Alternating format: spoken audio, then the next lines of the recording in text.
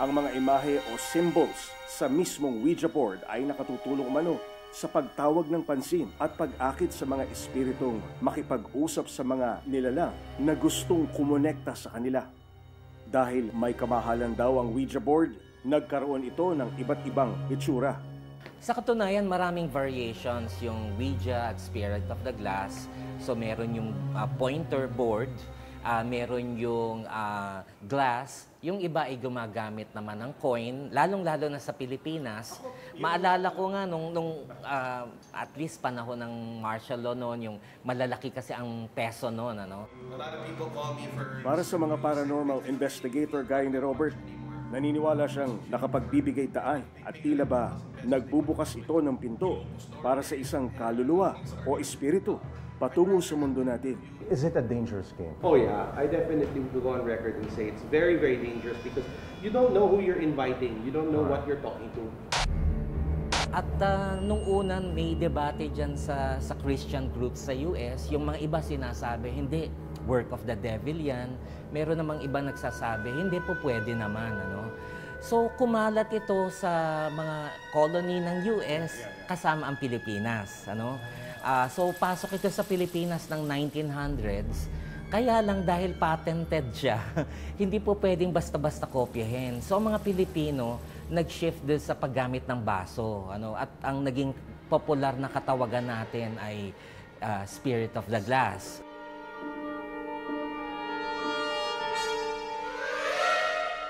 Lalong dumikit sa mga Pilipino ang Spirit of the Glass dahil sa kontekstong naniniwala tayo sa konsepto ng sanib para makausap ang mga espiritong hindi matahimik. At gusto nating makausap siya, pero ang sasaniban niya hindi baso kundi isa ring tao, di ba? O yung manghuhula, ano, yung espiritista, yung medium ang sasaniban. Pero yon na-translate sa baso. Itinayo ang Doña Valeriana Beraño Velayo House noon pang 1890 dito sa San Miguel, Bulacan. Hindi nakapag-asawa ang dating nagmamay-ari ng bahay na ito na si Doña Valeriana. Namatay sa edad na 77 sa pamamagitan ng kanser sa matris. Si Doña Valeriana Velayo, hindi ko siya nakilala sa politika o sa aktibong partisipasyon sa rebellion laban sa gobyerno. So aktibo lalong higit sa simbahan. Marami ho siya yung mga kontribusyon niya. Dakilang pilantropo kasi siya. Kung mo sabihin yung magpagawa dito ng katulad ng Puericulture Center, ibibigay at ipagagawa din ho kaagad. Mapagkawang gawa ho kasi siyang tao. Sa ilang mga lumang bahay na kasalukuyan ay nakatindig pa sa San Miguel, Bulacan. Isa na marahil ang Doña Valeriana House sa pinakamatanda. Mahigit 100 taon na ang bahay na ito. Maraming dinanas ang bahay na ito. Pinagnakawan ng mga kagamitang antik noong panahon ng ikalawang digmaang pandaigdig. Ginawang garrison, pinagbahayan ng mga Hapon. Sa haba ng panahong pinagdaanan, hindi raw maiwasan na mayroon ilang mga pagpaparamdam sa mismong bahay ni Doña Valeriana. Nung minsan may bisita ako dito sa Salas, may pinapatype, kaibigan nung kasi ni Mami, mga 2:00 ng hapon yun, tapos bigla akong may sumigaw galing doon sa malaking kwarto. Kung minsan naman may mga yabag sa dining, sa komedor. Kung minsan naman may mga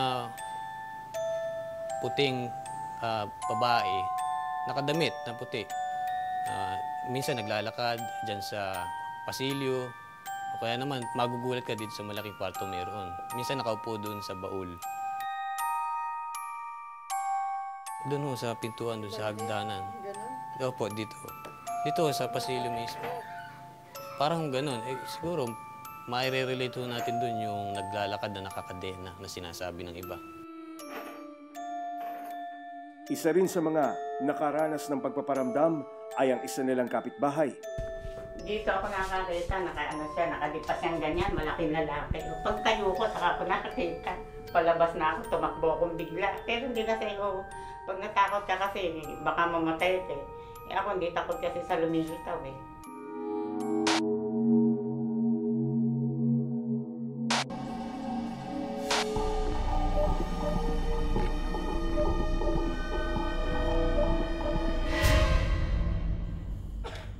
Bukod sa mga CCTV cameras, aalamin ng grupo ni Darren kung mayroon ngang mga nagpaparamdam sa bahay ni Doña Valeriana.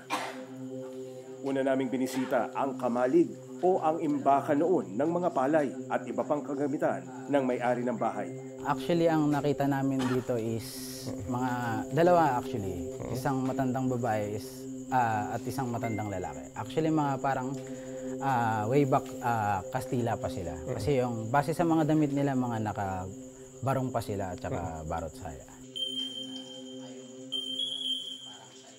Habang nasa kamalig ang aming grupo, may narinig kaming ingay mula sa kinilalagyan ng mga karosa. Para bang may nahulog na lata sa loob ng kamalig. Galit ba sila? Actually, oo. Di nga daw kami kailangan, so dapat lumayas na kami. Tao po.